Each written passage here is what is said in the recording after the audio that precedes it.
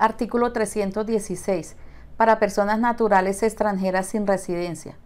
La tarifa única del impuesto correspondiente a las ganancias ocasionales de las personas naturales residentes en el país, de las sucesiones de causantes personas naturales residentes en el país y de los bienes destinados a fines especiales en virtud de donaciones o asignaciones modales es 10%. La tarifa única sobre ganancias ocasionales de fuente nacional de las personas naturales sin residencia en el país y de las sucesiones de causantes personas naturales sin residencia en el país es 10%. Artículo 317. Para ganancias ocasionales provenientes de lotería, rifas, apuestas y similares. Fíjase en un 20% la tarifa del impuesto de ganancias ocasionales provenientes de lotería, rifas, apuestas y similares. Capítulo 5. Régimen aplicable a partir de 1992 para algunos contribuyentes. Artículo 318. Tratamiento de la ganancia ocasional como renta. Artículo derogado por el artículo 78 de la Ley 1111 del 27 de diciembre de 2006. Título 4. Reorganizaciones empresariales. Capítulo 1. Aportes a sociedades. Artículo 319. Aportes a sociedades nacionales. El aporte en dinero o en especie a sociedades nacionales no generará ingreso gravado para estas, ni el aporte será considerado enajenación, ni dará lugar a ingreso gravado o pérdida deducible para el aportante siempre que se cumplan las siguientes condiciones. 1. La sociedad receptora del aporte no realizará ingreso o pérdida como consecuencia del aporte cuando a cambio del mismo se produzca emisión de acciones o cuotas sociales nuevas. En el caso de colocación de acciones o cuotas propias readquiridas, el ingreso de la sociedad receptora del aporte se determinará de acuerdo con las reglas generales aplicables a la enajenación de activos. 2. Para la sociedad receptora del aporte, el costo fiscal de los bienes aportados será el mismo que tenía el aportante respecto de tales bienes, de lo cual se dejará constancia en el documento que contenga el acto jurídico del aporte.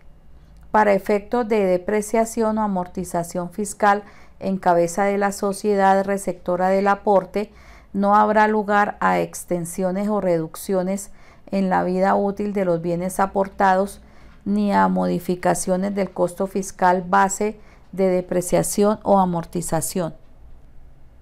3. El costo fiscal de las acciones o cuotas de participación recibidas por el aportante será el mismo costo fiscal que tenían los bienes aportados al momento del aporte en cabeza del aportante. 4. Los bienes aportados conservarán para efectos fiscales en la sociedad receptora la misma naturaleza de activos fijos o movibles que tengan para el aportante en el momento del aporte. 5. En el documento que contenga el acto jurídico del aporte, el aportante y la sociedad receptora declararán expresamente sujetarse a las disposiciones del presente artículo y la Administración Tributaria podrá solicitar de cada uno de ellos el cumplimiento de las condiciones aquí establecidas según le apliquen. Parágrafo 1. Para efectos mercantiles y contables se tendrá como valor del aporte el asignado por las partes de acuerdo con las normas mercantiles y contables. Parágrafo 2. El aportante realizará un ingreso sometido al impuesto sobre la renta y complementarios cuando enajene las acciones o cuotas recibidas como consecuencia del aporte. Dicho ingreso se determinará de acuerdo con las normas generales en materia de enajenación de activos. Parágrafo 3. La sociedad receptora del aporte realizará un ingreso sometido al impuesto sobre la renta y complementarios cuando enajene los bienes recibidos a título de aporte. Dicho ingreso se determinará de acuerdo con las normas generales en materia de enajenación de activos. Parágrafo 4. Si la sociedad receptora enajena los activos recibidos a título de aporte que tengan el carácter de activos fijos dentro de los 2 años siguientes al aporte, no podrá compensar pérdidas fiscales acumuladas ni excesos de renta presuntiva sobre renta líquida respecto de la renta que genere la enajenación de dichos activos. Parágrafo 5.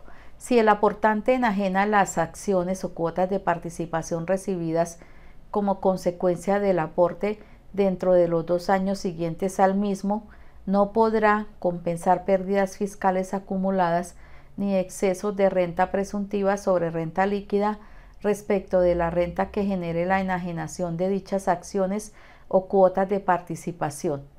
Parágrafo 6.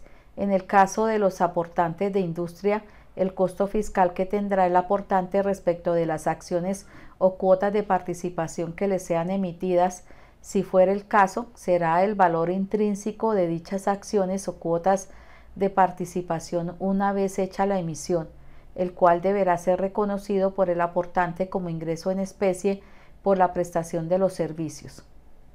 Dicho valor constituirá gasto deducible para la sociedad receptora siempre que se cumplan los requisitos generales para la deducibilidad del gasto y se practiquen las retenciones en la fuente por concepto de impuestos y contribuciones parafiscales si aplicare.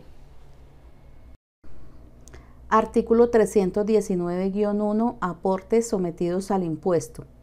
Si en el documento que contiene el acto jurídico del aporte no se manifiesta expresamente la voluntad de las partes de acogerse al tratamiento establecido en el artículo anterior, el aporte será considerado como una enajenación sometida al impuesto sobre la renta y complementarios de acuerdo con las reglas generales de enajenación de activos.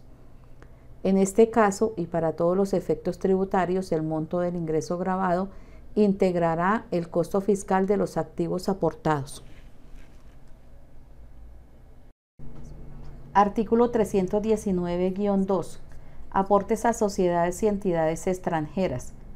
Los aportes en especie y los aportes en industria que hagan personas naturales, personas jurídicas o entidades nacionales a sociedades u otras entidades extranjeras constituyen enajenación para efectos fiscales, la cual estará sometida al impuesto sobre la renta y complementarios de acuerdo con las reglas generales de enajenación de activos. Los aportes a los que se refiere este artículo deben estar sometidos al régimen de precios de transferencia. Parágrafo. Todos los aportes de intangibles a sociedades u otras entidades extranjeras deberán reportarse en la declaración informativa de precios de transferencia independientemente de la cuantía del aporte. Capítulo 2. Fusiones y escisiones. Artículo 319-3. Fusiones y escisiones adquisitivas. Se entiende por tales aquellas fusiones en las cuales las entidades participantes en la fusión no son vinculadas entre sí y aquellas escisiones en las cuales la entidad escindente y las entidades beneficiarias, si existieren al momento de la escisión, no son vinculadas entre sí. Para efectos de la determinación de la existencia o no de vinculación, se acudirá a los criterios establecidos en el artículo 260-1 de este estatuto. Artículo 319-4. Efectos en las fusiones y escisiones adquisitivas. Las fusiones y escisiones adquisitivas tendrán los efectos que a continuación se señalan.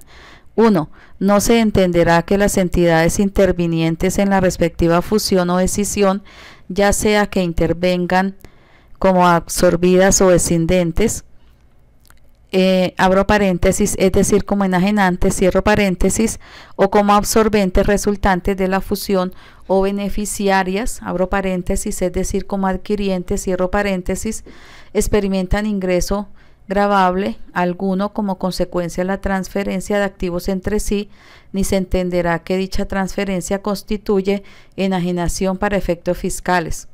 2. Para la entidad adquiriente, el costo fiscal de los bienes transferidos será el mismo que tenga la enajenante respecto de tales bienes, de lo cual se dejará constancia en el momento que contenga el acto jurídico de fusión o escisión. Para efectos de depreciación o amortización fiscal en cabeza de la entidad adquiriente, no habrá lugar a extensiones o reducciones en la vida útil de los bienes transferidos ni a modificaciones del costo fiscal, base de depreciación o amortización. 3. Los bienes transferidos conservarán para efectos fiscales en la entidad adquiriente la misma naturaleza de activos fijos o movibles que tengan para la entidad enajenante en el momento de la respectiva fusión o escisión. 4. Si la adquirente enajena los activos dentro de los 2 años siguientes al aporte, no podrá compensar pérdidas fiscales acumuladas ni excesos de renta presuntiva sobre renta líquida respecto del ingreso que genere la enajenación de dichos bienes. 5. Respecto de los accionistas, socios o partícipes en las entidades participantes, no se entenderá que existe enajenación de acciones, cuotas o participaciones siempre que se cumplan los siguientes requisitos. A. Que en el caso de la fusión los accionistas, socios o partícipes titulares de por lo menos el 75% de las acciones, cuotas, participaciones, derechos económicos y derechos políticos en cada una de las entidades fusionadas participen luego de la fusión en la entidad absorbente o resultante de la fusión con acciones, cuotas sociales, participaciones, derechos económicos y derechos políticos equivalentes en sustancia a aquellos que tengan antes de la fusión, aunque proporcionales a su participación en la entidad resultante de la fusión. B. Que en el caso de la escisión los accionistas, socios o partícipes titulares de por lo menos el 75% de las acciones, cuotas, participaciones, derechos económicos y derechos políticos en la entidad escindente participen luego de la escisión en la enajenante misma o en una o más de las entidades beneficiarias con acciones, cuotas sociales, participaciones, derechos económicos y derechos políticos equivalentes en sustancia a aquellos que tengan antes de la escisión, aunque en proporción a su participación en la entidad enajenante o beneficiaria respectiva. C.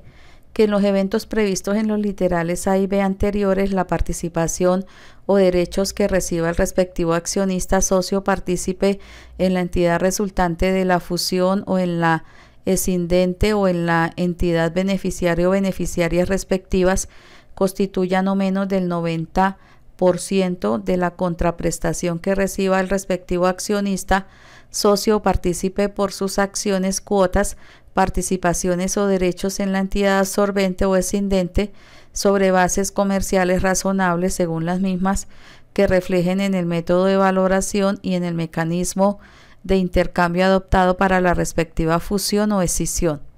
D. El literal D del numeral 5 derogado por el inciso 1 del artículo 160 de la Ley 2010 del 27 de diciembre de 2019. E. Los accionistas, socios o partícipes a que se refieren los literales A y B anteriores tendrán como costo fiscal respecto de las acciones, cuotas sociales o participaciones que reciban en la entidad adquiriente respectiva el mismo costo fiscal que tenían respecto de las acciones, cuotas sociales o participaciones en la entidad enajenante, sin que se entienda que existe solución de continuidad en la propiedad sobre la inversión ni que haya lugar a cambio alguno en cuanto a la naturaleza de la inversión como activo fijo o movible. F. Las acciones, cuotas sociales, participaciones o derechos que cualquiera de los accionistas, socios o partícipes de cualquiera de las entidades enajenantes no tengan como contraprestación en la respectiva fusión o escisión, acciones, cuotas sociales, participaciones o derechos en la entidad adquirente, se entenderán enajenadas bajo las reglas generales establecidas en este estatuto y en otras leyes y estarán sometidas a los impuestos aplicables. Parágrafo 1. Para efectos tributarios se entenderá que se está frente a un proceso de escisión cuando el patrimonio escindido de la entidad o las entidades escindentes o enajenantes califique como una o más unidades de explotación económica o como uno o más establecimientos de comercio y no como activos individuales considerados o como contrapartida para segregar cuentas patrimoniales, caso en el cual la respectiva decisión tendrá el tratamiento aplicable a la enajenación de activos. Parágrafo 2. Las disposiciones contenidas en este artículo se aplicarán a las fusiones y escisiones adquisitivas que involucren entidades nacionales y extranjeras siempre que, en el caso de la fusión, la entidad absorbente o adquirente sea una entidad nacional y que en el caso de la escisión la o las entidad o entidades beneficiaria, beneficiarias o adquirente o adquirentes sean entidades nacionales. Artículo 319-5. Fusiones y escisiones reorganizativas. Se entiende por tales aquellas fusiones en las cuales las entidades participantes en la fusión estén vinculadas entre sí y aquellas escisiones en las cuales la entidad escindente y las entidades beneficiarias, si existieren al momento de la escisión, estén vinculadas entre sí. También tendrán el carácter de fusiones reorganizativas aquellas fusiones por absorción entre una sociedad matriz y sus subordinadas. Asimismo tendrán el carácter de reorganizativas las escisiones por creación, siempre que el patrimonio de las sociedades beneficiarias creadas en virtud de la escisión esté constituido exclusivamente por el patrimonio escindido existente al momento de la escisión. Para efectos de la determinación de la existencia o no de vinculación se acudirá a los criterios establecidos en el artículo 260-1 de este estatuto.